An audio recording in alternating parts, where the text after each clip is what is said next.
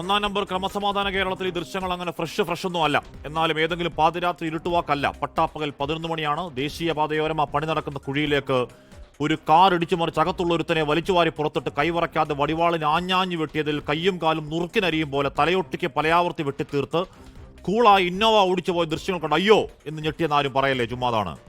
അങ്ങേയറ്റം കിരാതമായ വെറിയൻ കൊലകൾ, ഗൂണ്ടാ കലികൾ, കൂട്ടബലാത്സംഗം അടക്കം കണ്ട് തലച്ചോറ് മരച്ചുപോയ പുത്തൻകാല മലയാളിക്ക് ഇതൊക്കെ ഒരു പുത്തരിയാണോ, ന്യൂ നോർമൽ? പേരിനൊന്ന് പേടിച്ച പോലെയെങ്കിലുമോ കാണിച്ചോ കാലന്മാരുടെ അഞ്ചംഗ സംഘം. വെറുതെ ഒരു കോവിഡ് കാല മാസ്ക് ഇട്ടില്ല, മുഖം മറച്ചിട്ടില്ല.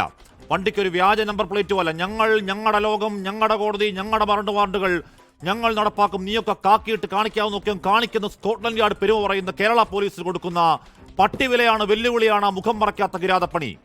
അധ്വാനിച്ച് അച്ഛൻ നടത്തിയ അലുവ കച്ചവടത്തിന്റെ പേരിൽ കിട്ടിയ പേരാണ് അലുവ അതുൽ.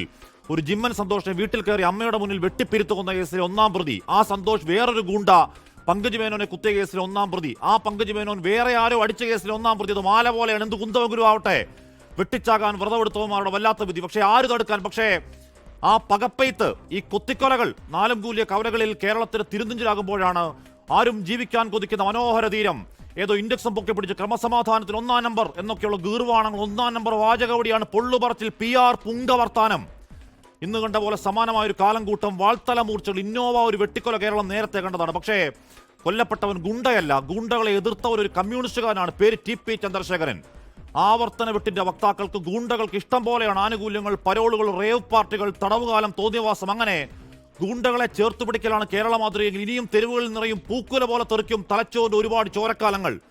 റോഡിലോട്ടിറങ്ങിയാൽ ഒന്നുകിൽ ചാടി വീട് കടിച്ചു പറിച്ചു കൊല്ലാൻ ഓങ്ങി നിൽക്കുന്ന ഭ്രാന്തൻ പേപ്പട്ടികൾ, അല്ലെങ്കിൽ അതിനേക്കാൾ പേപിടിച്ച ഗൂണ്ടാപ്പട ഈ നാട്ടിൽ ഇതുവരെ ജീവനോടെ ഉണ്ടല്ലോ.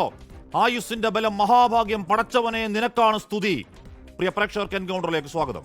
ലോകത്തെവിടെയായാലും ഏത് സമയത്തും 24 വാർത്തകളും ഓഗ്മെന്റഡ് റിയാലിറ്റി പാക്കേജുകളും എക്സ്പ്ലെയിനറുകളും വിശദമായി കാണാൻ ഞങ്ങളുടെ യൂട്യൂബ് ചാനൽ നിങ്ങൾക്ക് സബ്സ്ക്രൈബ് ചെയ്യാം.